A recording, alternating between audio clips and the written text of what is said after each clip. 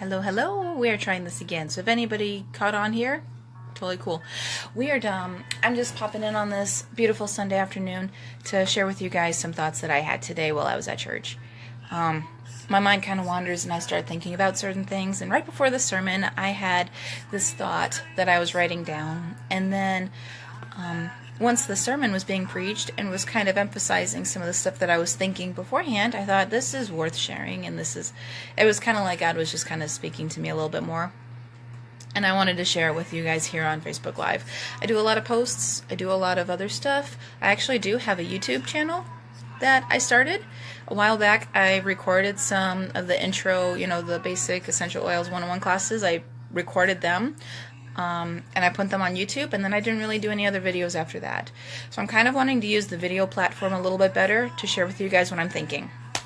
So that's what I'm going to do today. Just offer you a little encouragement in a video form, a live video form, with what I was reflecting during church today. So what we're going to do is I'm going to share with you what kind of sparked all of this. I got to thinking about my phones. My phone that I had before, and how when I first got it, my iPhone, it was the penny phone a few years ago, and I wanted a smartphone, but I didn't need the newest smartphone, so I got the iPhone. I don't remember if it was like the 4 or 5, I don't know. It was really old. It was an older one. It outdated really quick. And I remembered having so many complaints about it. I mean, liking it, but I remember having so many complaints about it, about stuff like needing my data to send messages, certain messages. And I thought, dumb phones can send and receive this. Why does my smartphone need data to do it? And I remembered complaining about little things like that. But then I also realized there was this pattern that I was doing. I was having a complaining phase, and then there was an adjusting phase, and then I was content with it. So I complained, I adjusted, and then I was content. And then other stuff was breaking down, and it was like, okay, technology breaks. It's time to upgrade to a new phone. So my 2 years was up. I could upgrade. I could switch up phones. And then I went to my Samsung Galaxy. I thought, I love Samsung. Products are wonderful. Samsung technology is very durable, very reliable. So I went to a Samsung phone. I'm very pleased with my phone. But then I realized that I was having, the different things that were going on, with my iPhone, and switching over to my Samsung, I was having a list of complaints as well. Like, I don't understand this. Why is this different? Why is this more complicated? Where is this? Well, this is a harder way of doing this. Why does it have to be done like this? Or I still need my data to get this, And so I was just having these lists of complaints in my head. Overall, it was a good phone, but I was still finding stuff to complain about. And I was going through that phase again. It's like, okay, complaining, adjusting, being content. And you realize that we probably do that all the time over dumb little things. Anytime something is new, there's this complaining phase, and then you adjust, and then you become content with it. You find that it's okay. You learn to live with it. And sometimes you just wish that you could just go right to that content phase. You just wish that you could skip the complaining phase. You realize, this is really dumb. Why do I feel like I am entitled to something like this? We do all the time. We take advantage of stuff that we have all the time. Of running water, we feel like we're entitled to running water, to a dishwasher. Some people don't have a dishwasher. I didn't before we moved to this house. We had a dishwasher, and I love it. I remembered how much I hated doing my dishes by hand. I'm becoming so content that I'm sure if I went back to washing my dishes by hand, I would complain completely, because I feel like I was entitled to a dishwasher. You feel entitled to technology, being entitled to having a computer, entitled to having fast internet. We just automatically feel like we want these things. And so when we don't have them, we complain. Then we adjust, and then we can become content again. That just seems like the overall pattern of anything that happens in our lives. So I was thinking about that. I was thinking about that a lot. And then the sermon started, and we started talking about joy. And it was a beautiful, beautiful questions at the very beginning of the sermon, where my pastor Jim said, "Did you have joy this week? And why did you have that joy? When did you have it? What did it look like? And it was just absolutely beautiful. Great questions to think about at the very beginning.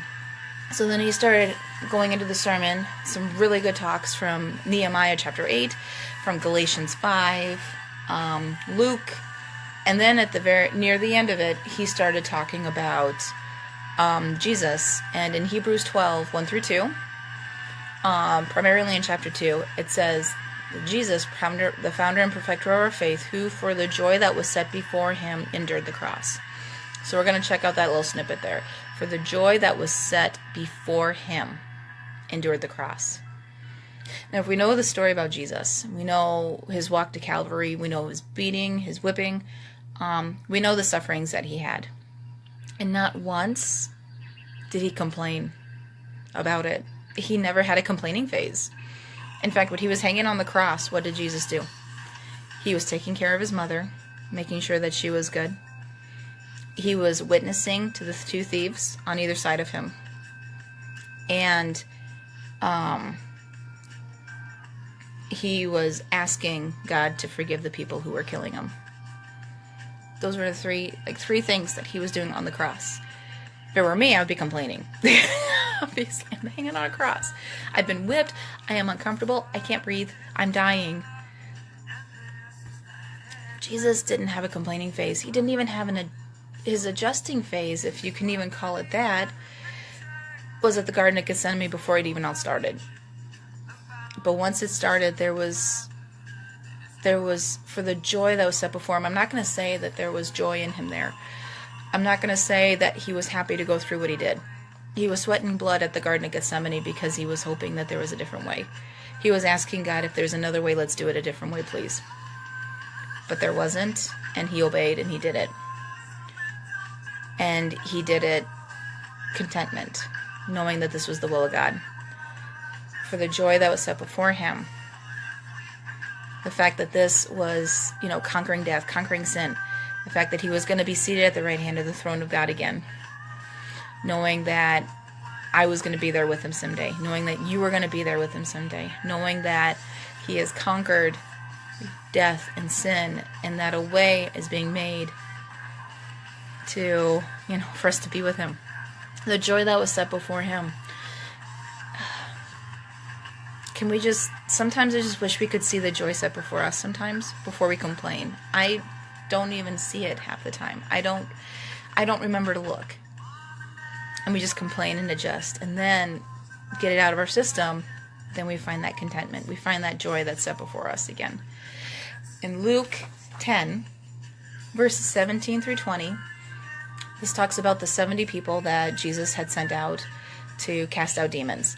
Before that, he sent out his 12 disciples to go out and to witness and to be a witness. And they went out to try to cast out demons, and they didn't succeed. They came back beaten. They came back defeated. And then he sent out the 70-some people, and they found success. They were casting demons out. They were so pumped. They were so excited. And they came back, and they were so thrilled. And Jesus told them, don't, in my paraphrasing, he says, don't have the joy over what you can do. Don't let your joy be in the fact that you can cast out these demons.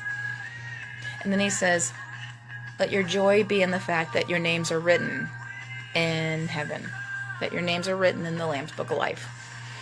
And in my words, in my paraphrasing words, how I read that and how I took that in was that don't be joyful. Don't have your joy in what you can do and what others do for you and what I can do for you. Jesus says, let your joy be in the fact that you are mine. Let your joy be in the fact that you belong to me, that I have claimed you as my own. That is where our greater joy is. That is the joy that is set before you and me. That is the joy that, as we run with endurance the race that is set before us, looking to Jesus, who, the founder and perfecter of our faith, he is the model of what that looks like for us. Our striving and thriving, running in endurance, the race set before us. The model is Jesus and how he endured the cross by looking forward to the joy that was set before him. And that is our model. That is what we do. That is how we strive and thrive in him. by looking to him, the founder and perfecter of our faith, by looking to how he didn't complain, had an adjusting phase at the Garden of Gethsemane, but then he, in his contentment, in the joy that was set before him, he went right into it. So for you and me, we're imperfect. We goof, we complain. We do that. But the model that Jesus sets for us is forget about the complaining phase. Don't even worry about how entitled we are to have certain things. When things go wrong, how big of an injustice it is that, our water stopped for 5 hours. Our electricity shut off and I couldn't watch my favorite TV program. That stuff sucks our joy. May our joy be in the fact that God just says, you're mine. And I'm going to be with you someday. You're going to be up here in heaven. Your name is in my book that says you can come in.